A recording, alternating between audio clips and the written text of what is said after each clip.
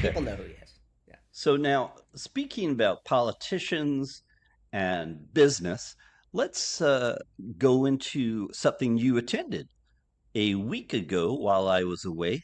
Maybe it was a Hmm. little more than a week ago. The Milken Institute had an event in Los Angeles, I believe. And Yep. what were your thoughts coming away from that? And how do you feel about the universe at large? Have you changed your name to Bob? I've changed my name to Zev. I yes, I went. I was very kindly invited to the Milken Institute conference that comes around every year to Beverly Hills. I think they have another one every year in like every 6 months in the Middle East as well. So that'll be coming up. Maybe you can go to that one.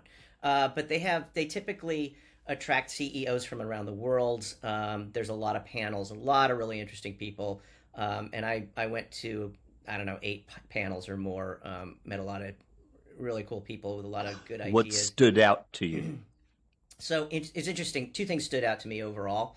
Um, uh, I went to different kinds of panels, but the talk of the town, as it were the things in the headline last week were for Hollywood. And there was a lot of Hollywood types there. I was one of Mm. them. Um, all anybody could talk about, of course, was this 100% tariff on international production, and everybody just thought this was the biggest joke because it just clearly shows that this guy either isn't listening to his quote unquote gurus like Sylvester Stallone and Mel Gibson, because those guys have to make their movies internationally. That's where they have to Mhm. get the money from. That's where they have to shoot it. There's a whole lot of reasons for this, and to do it relatively cheaply, you need to do it with production credits and so on. And I dabble in that. I have a company based in. I have two. I have one based in London and one based in Hong Kong, and we help people to do just this kind of thing. It's just completely for Hollywood is one of America's greatest exports, where we get to see the trade imbalance in our favor rather than everybody else's. Is Hollywood content, series, movies, you name it. It's in all of the top territories on Earth. The top 10 movies last year were all Hollywood productions, everywhere around the world. There aren't a whole lot of foreign films that come here, so it's imbalanced as it is. And so when you hurt that industry, which is already hurting from things like strikes and pandemics and people out of the habit of going to movie theaters, Mhm. it's just you're shooting yourself in the foot. You have one of the greatest exports in the history of America, and why end it? Why even threaten it? So the prevailing wisdom in Beverly Hills last week was this is not going to stick. It's ridiculous. He'll have to listen to people around him, and hopefully, it's not a perfect system. So hopefully they'll be able to figure out something. I do have faith actually in Mel Gibson and John Voight and Sylvester Stallone for at least understanding how that part of the business works. Simply because that's the only way they're making movies these days. They're not making a whole lot of you know Hollywood blockbusters anymore. The studios aren't necessarily hiring them for a number of different reasons. Why did Trump initiate this? What was behind his thinking that Who caused him knows? to I don't know what come precipitated on? it. I think that it It sounds was in like response to what, do you think? I don't know. He's just well, you've said it before. He likes to think of himself as a deal maker, and so to Yeah, make deals, you have to create leverage first in your favor, and then you ease off, right. the leverage so that you can get the deal you want. At least that's He how is he getting that thinks. done with China, though, by the way, right now. I mean, We're we gonna get into see. that too. I have Okay, some all right. So opinions on that. fine. Uh, Okay, but keep but going forward here. so yeah, so that was the biggest topic of conversation. But what was interesting was, hearing a lot of these CEOs and others on panels going out of their way to um, try to tiptoe around the Trump question and about tariffs. Mm. Nobody I spoke to was in favor of this, and this is like three-quarters of all the people there are probably Republican or lean conservative because they're all business executives and Mhm. Did self-made you see billionaires and so on. Milken at the? I did. I saw him at two panels. He did one with Ken. How's Yeah, he doing health wise right now, Milken? he was. From what Well, you he can tell. was. He looked and sounded fine. He was Mhm. a little stiff when he was walking, but he's getting up there Okay. in years. Yeah. Okay. I saw him in two panels, and he walked on and off the stage, and he didn't need any help, if Mhm. that's what you mean. And he, No, he no, was no. I just very, he very had. sharp, Yeah, yeah. Listen, he's a brilliant as human being, always. He is. and Yeah. Talk about reforming your image after stumbling a little bit early on, and then creating something much bigger than yourself or what your career would have been. Something just, it was remarkable, really. And the guy is so sharp. And what's interesting is that the people that he had on these two panels, they all love him and have personal like friendships with him and spar with him. And he has this super dry sense of humor. So it's really fun to watch. It's engaging. He was dynamic and probably still is with numbers. If you've ever read Barbarians at the Gate, it was Yeah, very yeah. interesting regarding his ability to know what numbers and the Mm-hmm. revenue projections would be and what he was making. He Mm-hmm. apparently received a check as part of his annual compensation, where it was some astronomical number, but he knew that he was still owed about $25,000 more. I'm paraphrasing here, I don't remember Mm-hmm. the exact numbers.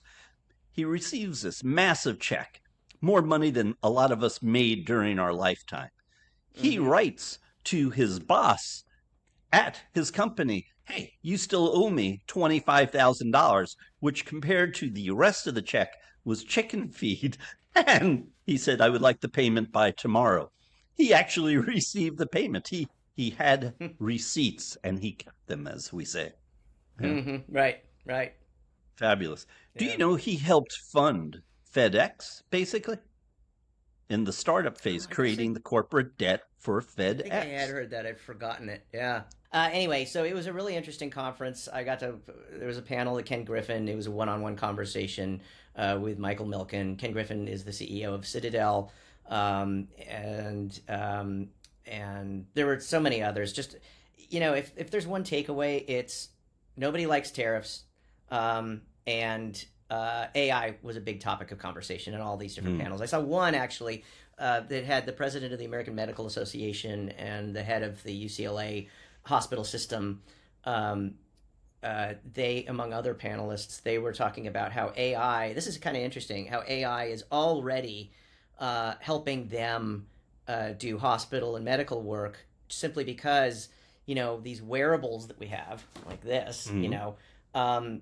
they're already feeding into, and I know it sounds like a bad thing, but they make the case that it's actually a really good thing. So the head of Aura Ring, for instance, was there, and he was saying just the stuff that they can get now and combine with what people already find about you or what your other wearables are learning about you. These are going to eventually culminate into a system very soon where you've got your entire medical record with you in your pocket, basically on your Mm. phone. You can tap into that. It's in the cloud. It's kept confidential. But what Mm. it means is if you go to a hospital, let's say you're visiting Phoenix, Arizona, and you go back to your own hospital, you have to see a doctor there, or you go to a clinic across town. In the past and even now, medical records aren't really easily combined. And if you have a Correct. health issue and you're suddenly led into an emergency unit, and they don't know what is going on while you're having this, and they have to run all these tests, it's much easier for them to get the right call right away while there's a ticking clock. No, being able to tap into all of the stuff, all the meds you're on, whatever. If you're not able to talk, Yeah. well, it can talk for you. So it's a good Did thing. So they there's a did lot of they talk about speak AI. did they Yeah. speak about any of the integration possibly with AI to help people that are going into the hospital have an immediate basic integration with their health insurance as they're being treated? Yeah, Because they I touched see on that that. as an issue. They touched on that, and they also highlighted an issue I wasn't aware of, which is there's fewer nurses and fewer doctors going into the profession, and we're all Mm. as a culture, we're aging out. So Mm. there's fewer people at the bottom, just like Japan to a degree. And now that we're getting rid of a lot of people that would otherwise be moving here, legally or not, the that's this is going to be a more acute problem. And so people who need to see their doctor for just a common everyday ailment, it's harder for them to get in already, and that's going to continue to get harder and harder. So this also can act as a pseudo doctor, and they're already experimenting with that. We're going to start seeing some bots and apps and so on that can That makes me a little answer worried. questions for you. Yeah, I know, Ma- I know. There was some Makes me a little speculate worried. there, But There was but skepticism there, but they said no, it's actually pretty good. We'll see. I can see how it would help, certainly, though, with the administration being done quickly. You would Mm-hmm. therefore get a readout of the patient and also know what that patient has in terms of their ability to receive help from their so-called insurances or what policies the hospital will have to be responsible for. Hopefully, being able to lower costs, create more efficiency. All right, let's Yep. get into tariffs and China now. You said you had some thoughts. I want to basically say here, we predicted a month ago or so that the White House would take victory laps on Mm-hmm. tariff negotiations. They did so while I was in the U.S. with Mm-hmm. the UK. What happened with Starmer? The UK apparently, it was said, agreed to a lot of new specifications regarding trade and the numbers that were involved regarding tariffs. And it's been said that China is talking to the US now, and Trump has backed away from the 1 million trillion percentile back down to what is it, 30%, It's now 35%? 30%. Yeah. Kind, you know, It's 30%, where it was 145% last week.